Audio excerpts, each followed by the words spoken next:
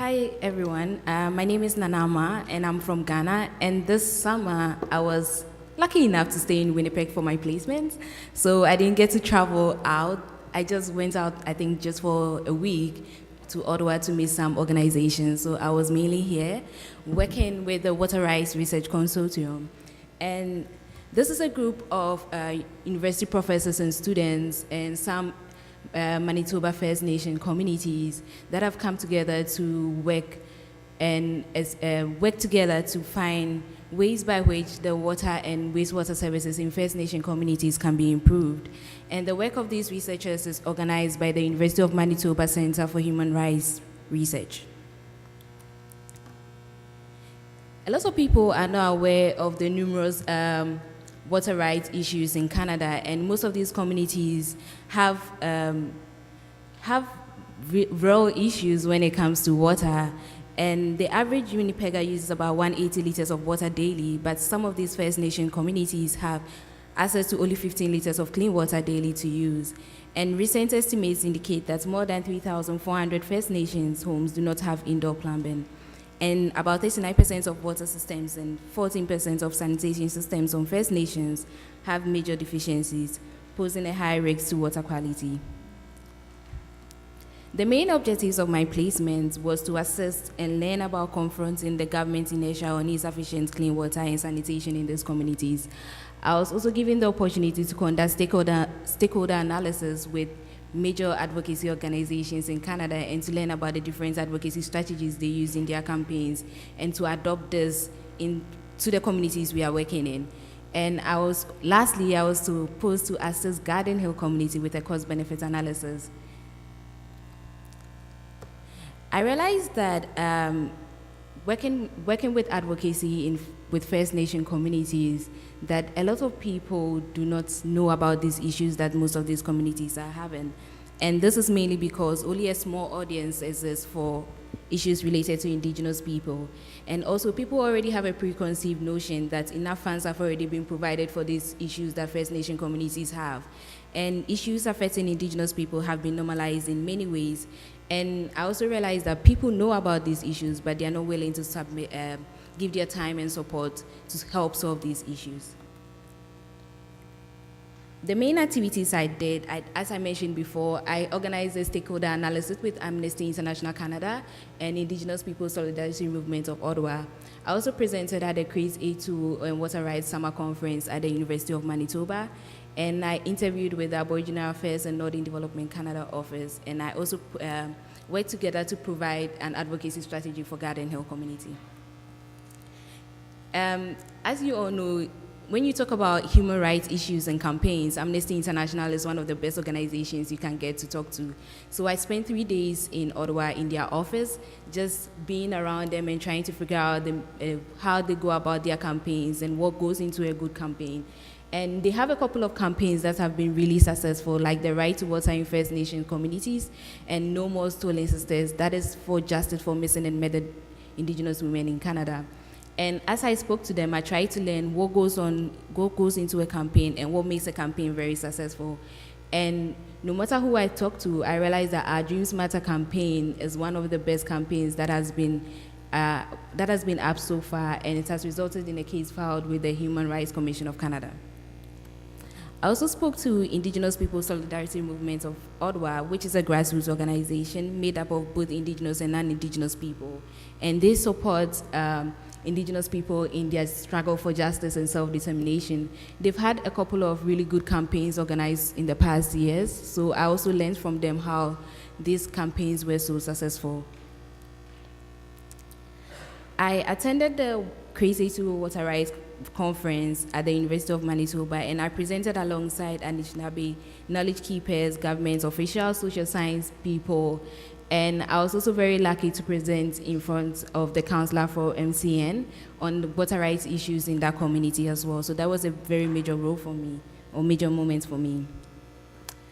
For our line of research, we realized that most of the funding for infrastructure comes from the ANDC, that is the Aboriginal Affairs and Northern Development Canada.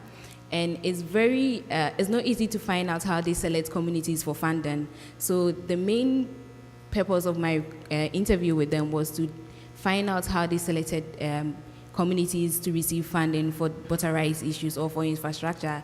And I realized that it has to do with the location of the community, the number of people there, and if the community falls on a list of if they really, really need the infrastructure in their community. So this was a very important learning moment for me because our researchers did not really have much information on how ANDC gave funding for infrastructure. So this was really very important for my research. So at the end of the summer, I came up with some advocacy strategies that can be used when you are campaigning for an issue. And I submitted this as a strategy for Garden Hill community. And I realized that using elections is very important. With the upcoming elections, most MPs are looking for campaigns to stand behind. So if you present your campaign or your platform to an MP and you get their backing, it's very important, and they can support and push your issue to the forefront of to the public. And also using education departments in school and working with teachers and various student associations in universities is very important, since most associations have time for campaigns. So if you're able to present your campaigns to them, they'll help push your agenda forward. Also, the recent works of the Truth and Reconciliation Movement Commission has made a lot of churches leading advocates in First Nation issues. So identify with a particular church and help getting their backing for your campaign is very important, since it also creates a different public, it brings a different public opinion to your campaign. The media, and we are lucky enough for Winnipeg, we have the Winnipeg Free Press, the Globe and the Mail, the United, APTN, and CBC. All these teams or newspapers are very important to make the public understand your issue, because we realize that most of these, the lack of attention to First Nation issues is because the public don't really understand it, and the media is not representing the right issues to the public for them to understand. So working with the media is very important to push your agenda forward and to push the message across to the public.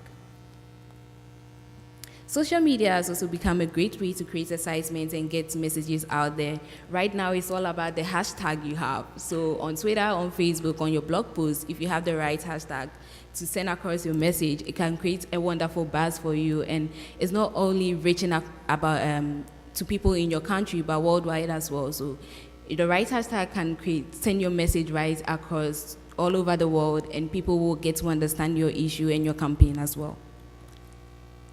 There are lots of advocacy organizations that are willing and ready to support different campaigns when it comes to Indigenous issues, like Amnesty and the Indigenous Peoples Solidarity Movement of Ottawa, and I Don't Know More campaign, Assembly of First Nations, Assembly of Manitoba Chiefs.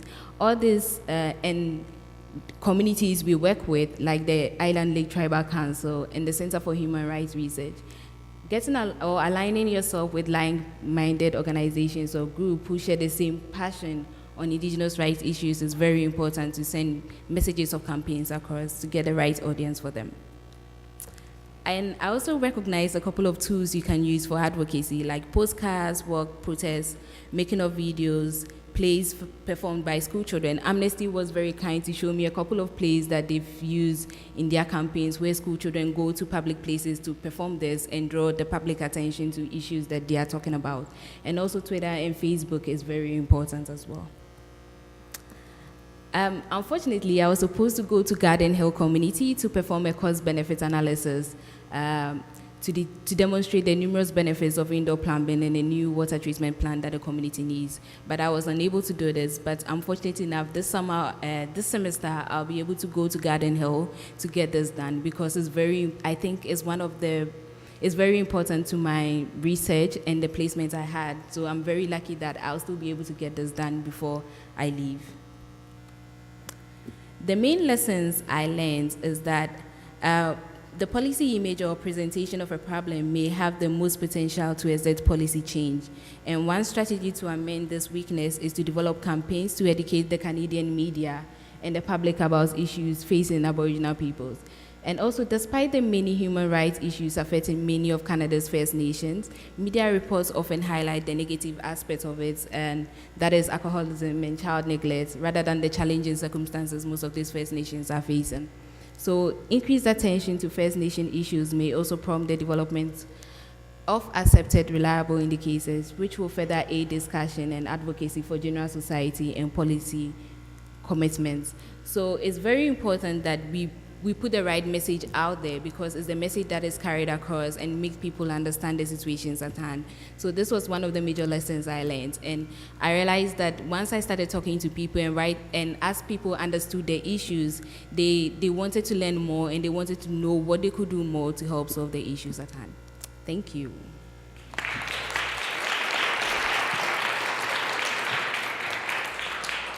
I'm wondering if you could speak to the community's involvement and perception of the advocacy plan that you developed.